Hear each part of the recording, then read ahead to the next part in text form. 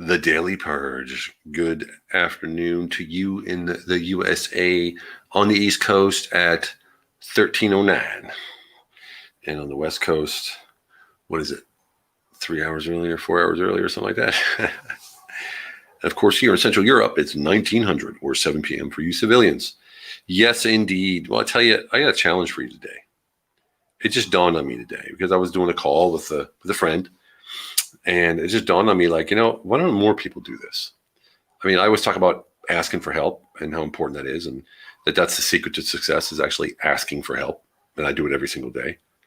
But a lot of people, they're scared to ask for help because they're worried about looking bad or looking like they're not professional, or maybe not looking like they're trying to portray themselves to be. And that's sometimes a huge, well, actually, it's always a huge issue because it's going to hold you back from getting to where you want to go. So my challenge to you is going to be getting an outside view, right? You get an outside view of any issue you have. Doesn't matter what it is. Any issue you have, business, private, home life, whatever it is, get an outside view. Just talk to anybody, preferably outside of your circle of friends, because they're going to have empathy with you, of course, and sympathy with you, and may not tell you straight how it is. So whether it's something at work, whether it's something that is bugging you or you're stuck, right? Sometimes you just hit a wall and you say, you know what? F it. I need to talk to somebody. I need help. And there's nothing wrong with that at all, right?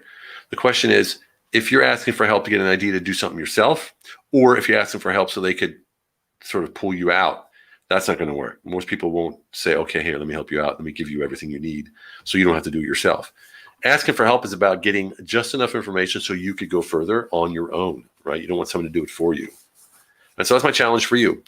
Think about it today, whatever it is that you have, that it's in your mind that you haven't solved yet, or you're looking for a way to solve, or you're looking for a solution, or you're looking for an answer. That's who you're going to reach out. You're going to reach out to somebody, right? You're going to reach out to somebody, and then you're going to end up coming up with, just say, hey, can you listen to me and hear what you think, or can you just be a sounding board for me and hear what you think, just to confirm or not to confirm the thoughts that I have. I promise you it'll be an amazing experience for you. Hello, Daniel. What's up, brother? It'll be an amazing experience for you. And even if it's just to talk, just shit talking. Lane and I talk every single day.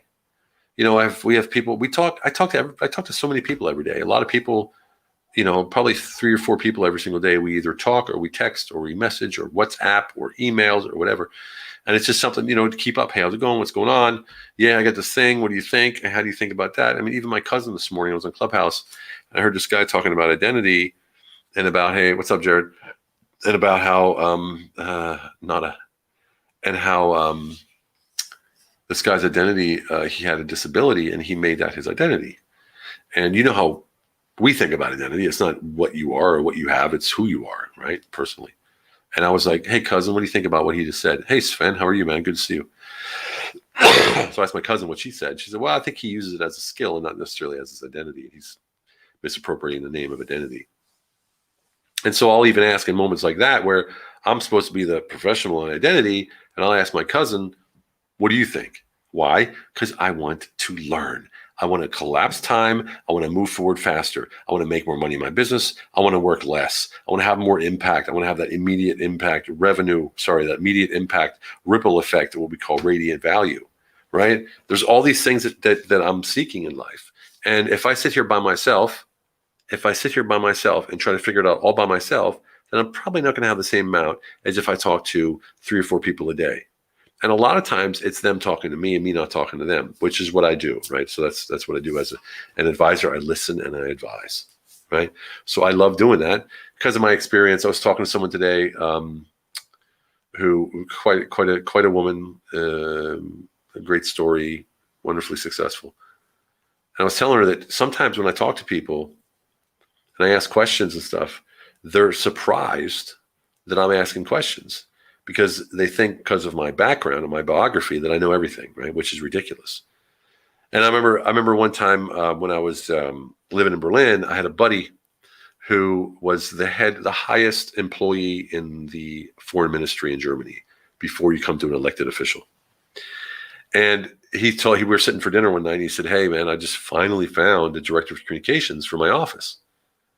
And I was like, well, why didn't you ask me? He goes, we wouldn't do that. I'm like, what do you mean I wouldn't do that? He goes, oh, you're successful. And you had this. I said, what are you talking about? People think in careers, right? I don't think in careers. I never thought in careers. If I did, I would have had a career. I never had a career. My career was collecting all the experience I could in order to help other people crush their lives. Hey, Olga, how you doing? And so that perception of people have of you may be to your detriment sometimes, like it was to me. I would have loved to have that a position in the government, in foreign relations or in the foreign ministry of Germany, which I could have gotten because my buddy was the boss. And then I was at like the German NASA, and he's like the director of the NASA for Germany.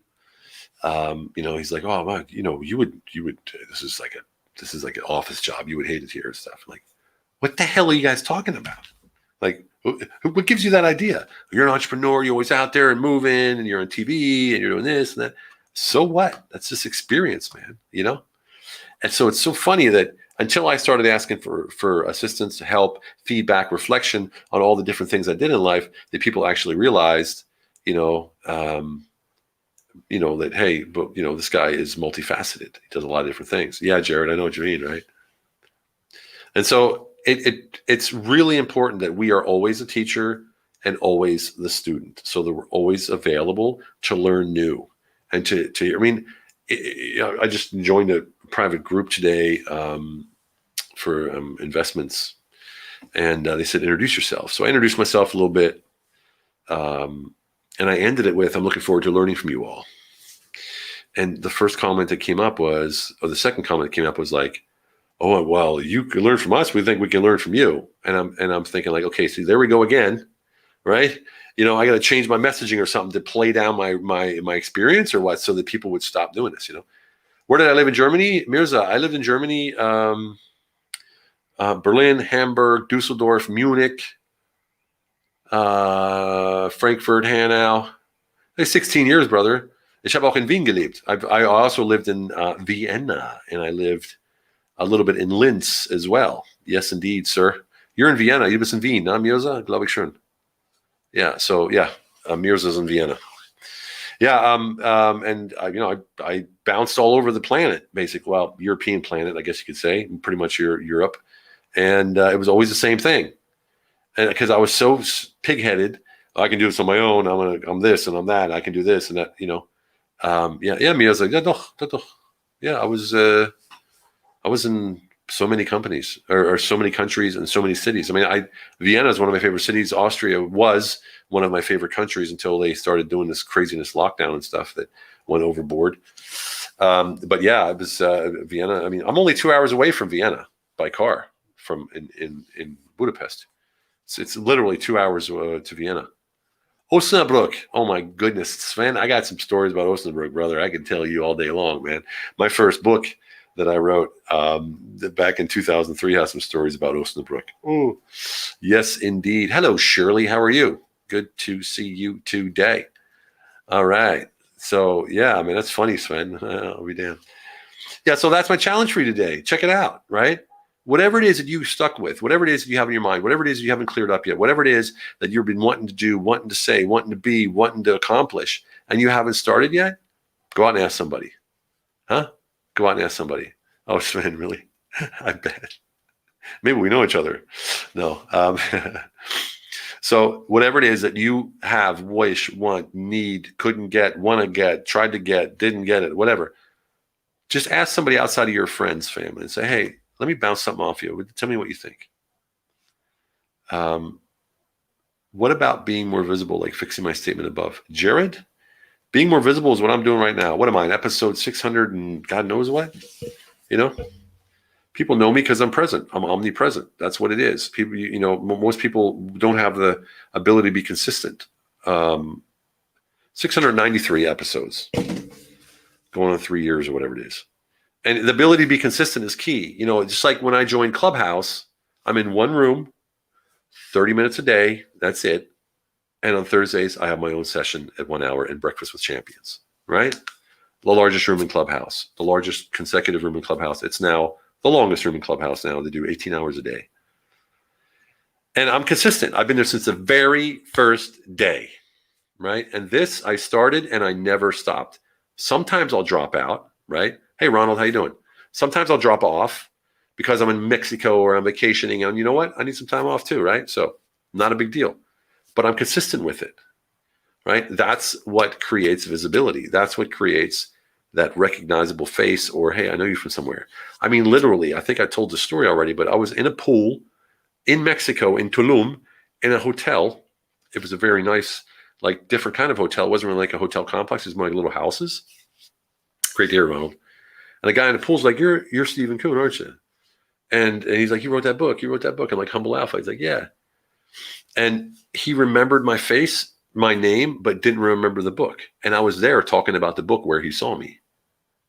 So he remembered my face because you see it over and over. Whenever you see my face, you see it on here, you see it on YouTube or whatever. So, and then of course, my verbiage and what I talk about on Clubhouse and mostly here is all based on what it is that we do. And that is the Humble Alpha operating system, identity, purpose, and certainty, right? That's what, oh, Shirley, thank you so much.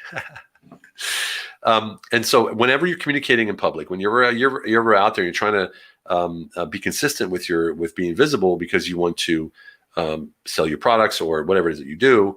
You have to have a message that's consistent. It's always the same sort of direction. Otherwise, people don't understand what you're talking about. And me, I've changed it over time until we nailed down Humble Alpha. The Daily Purge used to be me purging about, just the things I was thinking about. Now it's more about the things that I talk with clients and people I'm on the phone with and how it relates to the Humble Alpha and how we deal with that. And so you see, it's always around the first one. I read the book, Working on Myself. No, I love the ID. Read my new ID. Awesome, brother. Yes, man. That is so cool. That is so cool. Do you speak German, Sven? If you do, you should read my first book. Let's see. I happen to have one right here. Soldat im Golfkrieg. Soldier in the Gulf War. From Kämpfer zum Zweifler. From fighter to cynic. From warrior to cynic. Yeah, I guess that's what it says. Yeah, I wrote that in German. That was back in 2003. Yeah. So in the end, my friend, I think it's about time that we all get off of our duff. In English, that's a nice way of saying ass, right? We get off our duff and we actually make something happen and actually get out there, stop procrastinating, ask for help, look at you, Stephen. Wow. Denise, hey, what's up, girl? How you doing? Look at you. Ladies and gentlemen, Denise Felipe. What an amazing woman that is right there. If you ever get a chance to go to New York, you gotta let me know. You gotta meet Denise. She's a trip. She's awesome. Met her in person actually in PA last month. Had a great time. She captivated the entire room. Walked in, took over the entire room for about an hour, and everybody was just like, boof. It was awesome. Really, really good to have you. All right, simple. Any issues you have, any questions you have, any thoughts you have, anything you're stuck, go out there and ask somebody. Listen to me for a second. Could you be my sounding board? What do you think? And you just say what you think. This is what I'm trying to do. This is what I thought I would do. This is what I would say. Yeah, Jared, we did a veteran thing last month. 4th of July, 5th of July. There was like, Abe was there. Nathan was there. Lane was there. I was there. My wife was there. My kids were there. Lane's wife was there. Greg was there. I mean, there was a lot of veterans and we posted it in the tribe. And anyway, I thought you just blew us off, man, because you were right there by my dad, Camp Hill. Yeah, dude, Jared, I told you I was coming. You're in Camp Hill. You live by my dad lives by the golf course in Camp Hill. He lives in, I don't know what it's called. Can't remember what it was. It's New Yorker and me, and we had so much fun with fabulous people who have served our country. Denise, yeah, it's not the New Yorker and you, it's you. Because you're freaking awesome. It's you. Own that shit. It's not New York. It's not where you are. It's not what you do. It's you. Identity. Remember, you. All right. I think I've been rambling on long enough here now. It's now 1924 Central European time. In other words, 7:24 p.m. for the non-military folk there, or the non-Europeans who use a 24-hour clock. I wish you a wonderful evening, a wonderful rest of your day. And I do wish you, man, I can't believe I missed out. I'm going to cuss it. Abe was there, even give us some hats. Even gave some heads, brother. I can't believe you missed out too. I thought you were blowing us off. Seriously, I wasn't gonna call you out. Denise, you own it. You own it, man. You own that shit. Okay, Asians also use 24-hour. Thank you for that, Jared. I appreciate that. I'll write that behind my ear, as I say in German. Schreib das hinter die Ohren. All right. Okay, everybody. Been rambling on today too much. Not really focused today. I just thought it was a great way to come in and say, you know what? I just had a conversation with somebody that basically needed me to hear me say, yes, the way you're thinking makes sense. Go for it. Sometimes we just need that, right? Sometimes we just need that. And that's what coaches are for, mentors are for, friends, family, or whatever. I would stay away from the friends and family until the very last moment, because off the time, like I said, they'll have sympathy for you and they'll tell you what you want to hear and not really what you need to hear. So, just be careful about that. Go out there and find somebody who's going to tell you the truth. All right. The truth, what they believe. Okay, everybody, have a fantastic one. And remember, it's all about quality of life. We'll see you tomorrow. Have a fantastic day.